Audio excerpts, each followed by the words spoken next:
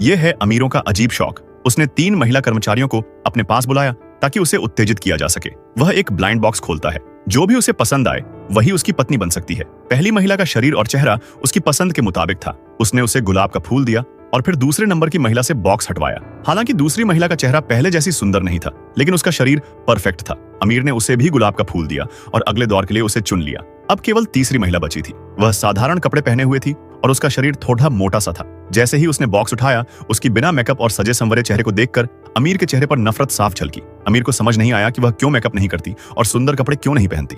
वह पहली और दूसरी महिला के मुकाबले एक देहाती सी लग रही थी। अमीर ने यहाँ तक कह दिया कि उसे चेहरा छुपाकर बाहर निकलना चाहिए। तीसरी महिला ने अमीर का मजाक उड़ाते हुए बॉक्स को फेंका और जाने लगी, लेकिन उसे यह नहीं पता था कि उसी अमीर की जिंदगी अब उसी के कारण बचने वाली थी। तीसरी महिला को जाते हुए देखकर अमीर अगली बेइज्जती का ऐलान करने वाला था, लेकिन तभी एक अनहोनी घट गई। वह जैसे ही हाथ में पकड़ी शराब का गिलास पीने लगा, गिलास में रखा चेरी उसके गले में फंस गया। अमीर को अचानक सांस लेने में दिक्कत होने लगी। पहली और दूसरी महिला पूरी तरह से घबराई हुई थी और नहीं समझ पा रही थी कि क्या करना चाहिए। किसी तरह तीसरी महिला ने आवाज सुनी और फिर वापस दौड़ते हुए आई। उसने हेमलिज मैन्यूवर से अमीर की जान बचा ली।